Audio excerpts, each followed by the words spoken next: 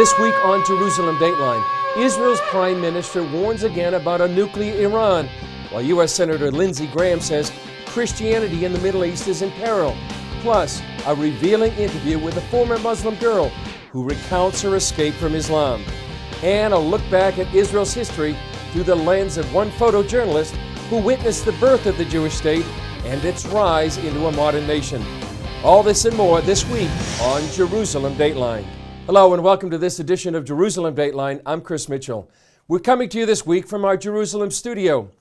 The Islamic radicals from ISIS have unleashed a brutal wave of suicide attacks in Iraq. Well, critics are asking, does the Obama administration know what it's doing? Does it have a strategy to defeat ISIS? So far, ISIS has taken over key cities in both Iraq and Syria, while the White House is still trying to come up with a way to stop the deadly terrorists. Gary Lane has that story. Iraqi Prime Minister al-Abadi is confident Iraqi troops can liberate the strategic city of Ramadi from the Islamic State. Can I assure you we can bring it back soon. I'm talking about days now. But a number of U.S. officials and strategists are questioning Iraq's will and the Obama administration's commitment to defeat ISIS. As they did in Mosul last summer, Iraqi troops fled Ramadi when Islamic State fighters overran the city. That led to harsh criticism from U.S. Defense Secretary Ashton Carter. The Iraqi forces just showed no will to fight. They were not outnumbered. In fact, they vastly outnumbered the opposing force, and yet they failed to fight. But many analysts are asking who really lacks the will to confront ISIS, the Iraq Army or the Obama administration? The head of Iran's elite Quds force of the Revolutionary Guard, General Qasem Soleimani, put the blame on the United States, suggesting that the U.S. formed a coalition and hasn't done a thing to defeat ISIS.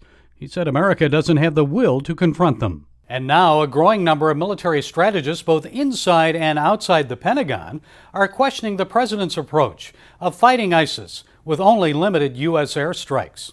According to the Washington Times, one Defense Department counterterrorism official asked, "What strategy?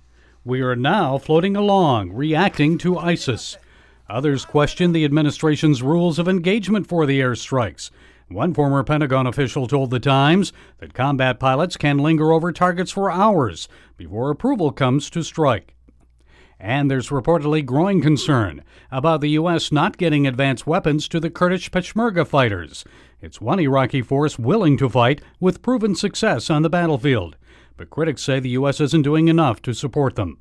And even though ISIS has made numerous gains in recent weeks, not only in Iraq, but also in Syria, the White House still claims its policy against ISIS is working. And the Iraqi government's wide-scale operation to defeat ISIS in Ramadi was well received at the White House. I think that is a clear indication of the will of the Iraqi security forces to fight. And the United States and our coalition partners will stand with them as they do so. But how firmly they stand and whether it will be enough to defeat ISIS in Iraq and Syria will be apparent in the days and weeks ahead. Gary Lane, CBN News.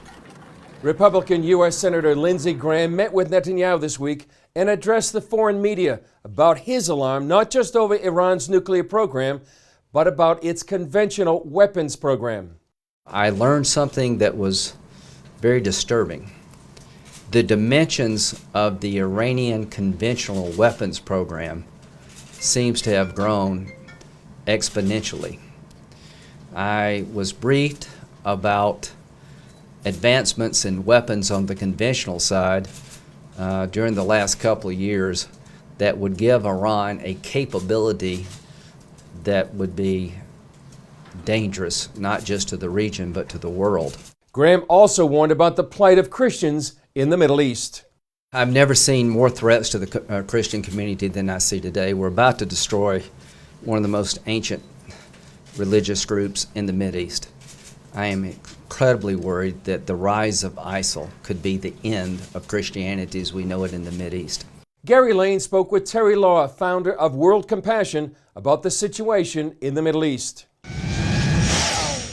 I talked to the head of a battalion of Christians, Assyrian Christians, who've been chased out of Mosul and have formed an army of about 3,000 men and they are there to protect their own people. And the Peshmerga feel the same thing about Kurdistan. You're absolutely right. Is that a good idea, Terry? Do you think Christians should arm themselves?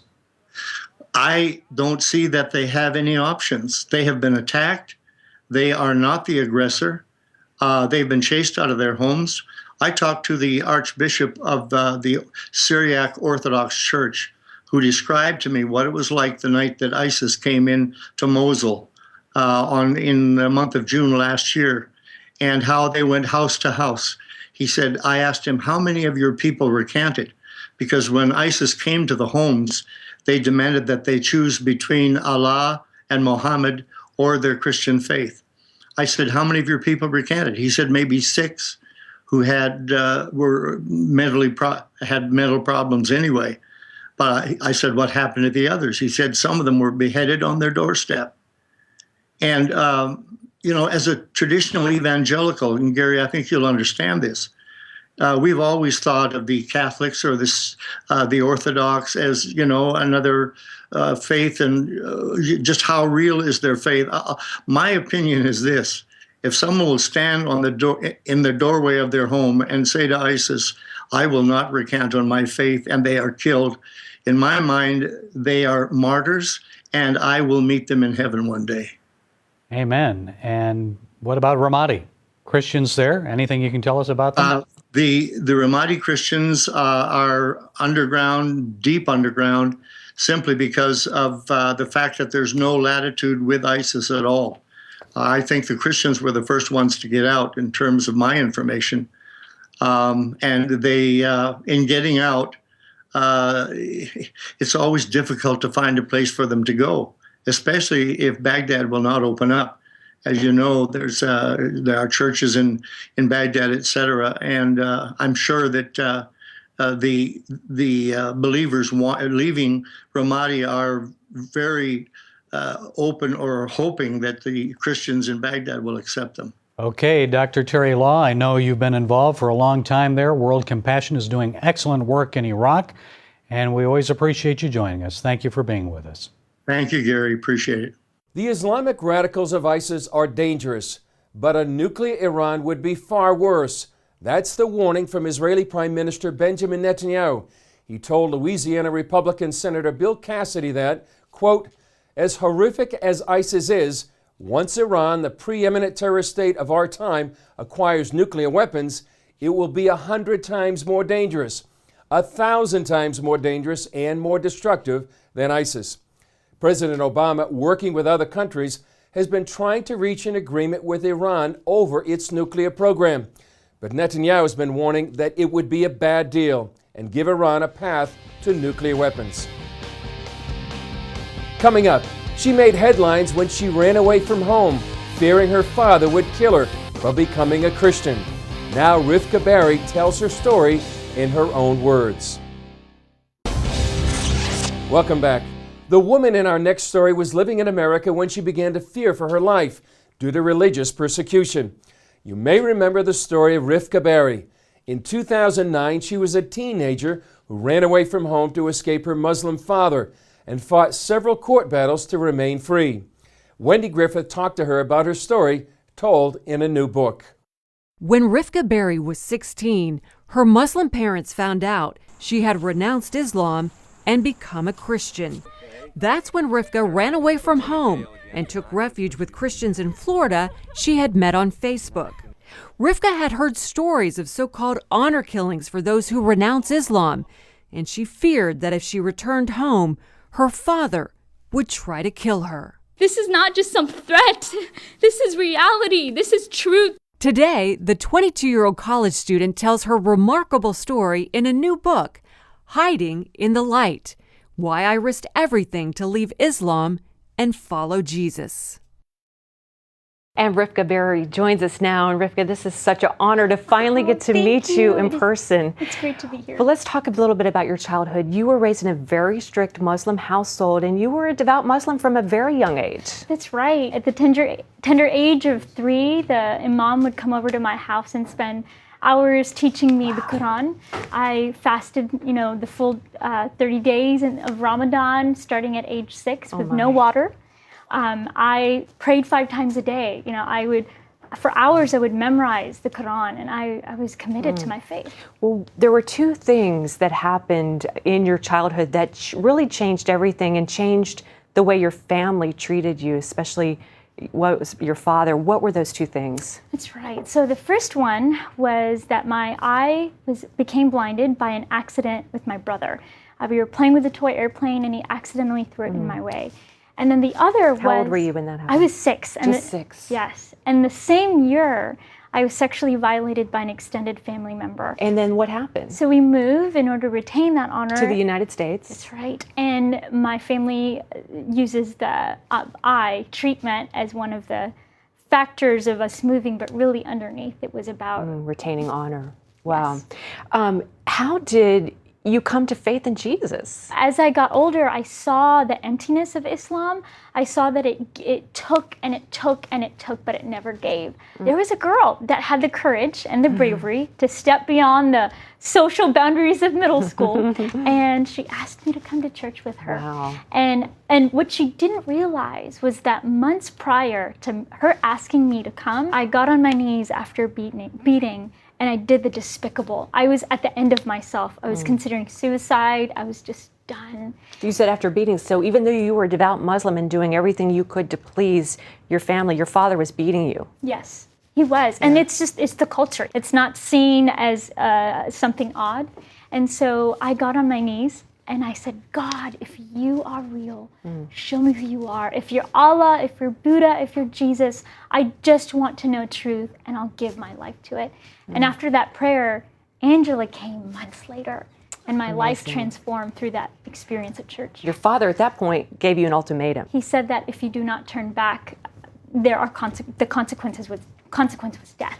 You were preparing to die at that. I mean, you were what, 16? 16. And so you didn't really have a way of escape at that moment, but then God provided a way of escape. He did, through a set of miraculous and crazy events.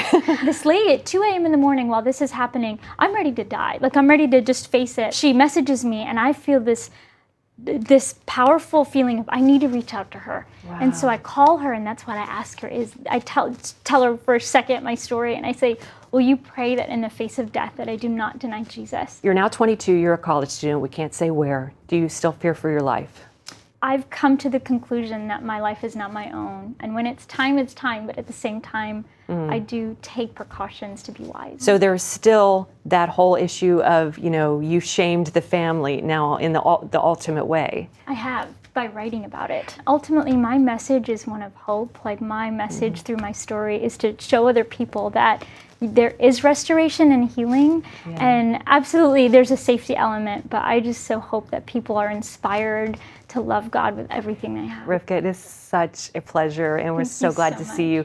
much. So joyful and so beautiful, and thank you for your book. It's truly an amazing story. The book is called Hiding in the Light, and it's available online or wherever books are sold. Rivka, God bless you. Bless you. Thank you, Wendy. Up next, they call her Mama Maggie, the Christian woman who's giving her life to help Cairo's most vulnerable children escape a lifetime of poverty and despair. Welcome back. Bible translation is thriving around the world despite many challenges. A new report by the United Bible Society shows that in 2014, more than 1 billion people gained access to the Bible for the first time. 51 new Bible translations launched last year in languages spoken by more than 1.3 billion people, including 1.2 billion Chinese speakers and 146 million speakers of other languages. Despite the persecution of Christians in Nigeria by Boko Haram, the Nigerian Bible Society launched 4 new Bible translations.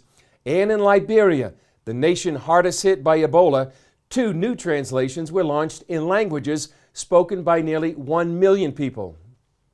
In recent years, Egyptian Christians and Muslims alike have suffered at the hands of Islamic extremists, but many testify that the light of Jesus shines in the lowliest of places.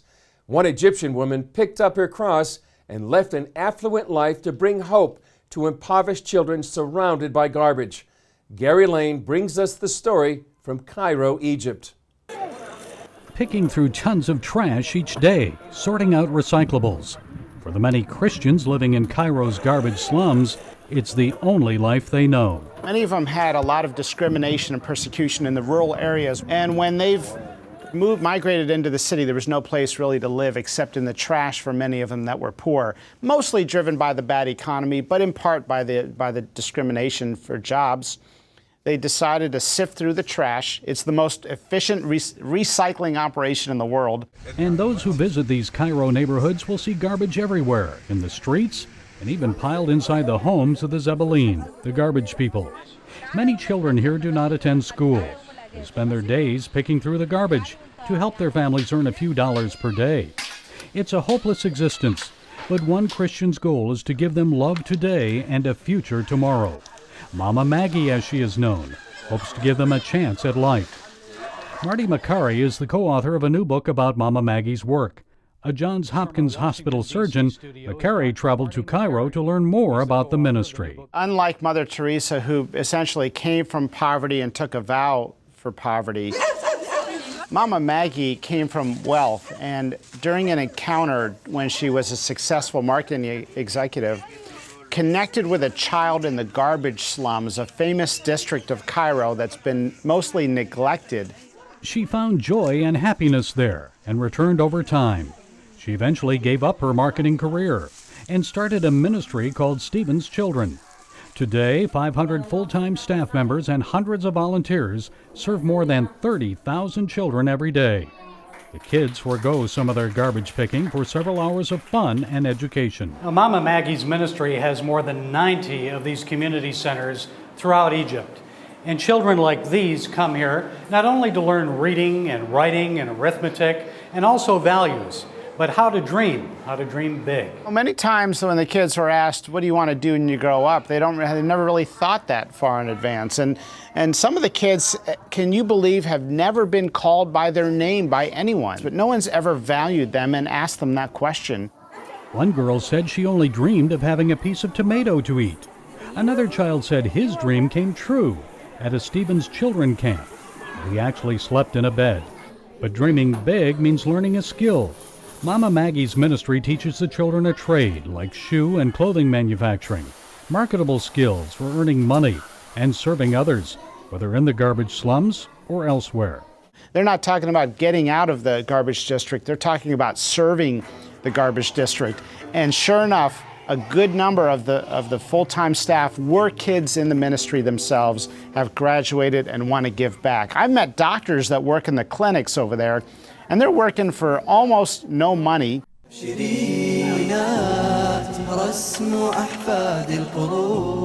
of the 21 Egyptian Christians killed by ISIS in Libya last February were helped by Mama Maggie's ministry. They were kids that she fed and taught and were part of the group, and 2 of them had become leaders in the ministry, and they're now using that story to teach forgiveness in the Middle East. They're teaching the kids to break the cycle of revenge. What impresses you the most about Mama Maggie? Well, I think it's the humility. It is amazing to see that sort of genuine selflessness in a world where you so rarely see it. You know, Gary, when I came back, the thought of being upset at the cab driver or frustrated with the bank ATM or something like it just put everything in life in perspective. A perspective of serving and helping, bringing hope and dignity to the most neglected places. Gary Lane, CBN News, Cairo, Egypt. Up next, one photojournalist chronicles the history of Israel and the people who led the nation from its birth to its place among the nations. The State of Israel was born in 1948 and recently celebrated its 67th anniversary. Few people have witnessed the country grow from humble beginnings into a modern state. But one man has not only witnessed, but also chronicled that history with his camera. Here's this classic story, one of my favorites, about one man's remarkable life. Israeli photojournalist David Rubinger tells his story and Israel's in a book called Israel Through My Lens, like the day in 1947 when the UN voted for the establishment of a Jewish state. People were dancing in the street. The young kids on the morrow of the UN decision to establish the State of Israel climbed aboard a British armored car with the British police numbers on it and the British driver and with a hand-painted flag. He began as a freelance cameraman and later worked for years as Time Life's photographer. He showed Israel's first years, its fight for independence, and the joy of Jews returning to the Promised Land from all over the world. The idealism, the feeling, the striving for equality, social justice, ashamed not to work. During his career, he's photographed nearly all of Israel's leaders, from Jerusalem's legendary mayor Teddy Kollek to its future Prime Minister Shimon Peres, Prime Minister Golda Meir at the Knesset and in her kitchen, Yitzhak Rabin and his wife Leah having breakfast, and of course, Israel's first Prime Minister, David Ben-Gurion. His face was something. I have it on the cover of one of my books. It's like granite, strong like a rock. He's covered Israel's triumphs, capturing the jubilation after the successful raid on Entebbe. He showed Israel's suffering through its many wars. One of my dearest pictures is one taken in Aswan in 1980. Very, very intimate pose between two leaders after 4 wars. And such intimacy. But Rubinger's most famous photograph came during the 1967 Six-Day War. For the first time in nearly 2,500 years, Israeli paratroopers captured Jerusalem's Old City and the famous Western Wall. The paratroopers came to the wall, and Rubinger was there. In order to get any little bit of perspective, I wanted to shoot from below, and I was lying on the ground and shooting, and these dear soldiers just walked by. I got 3 frames, nearly identical. Years later, Rubinger photographed those same 3 paratroopers back at the Western Wall. The men and their country have grown up. The story of Israel is remarkable and one of the miracles of our time. Well, that's it for this edition. I'm Chris Mitchell. We'll see you next time on Jerusalem Dateline.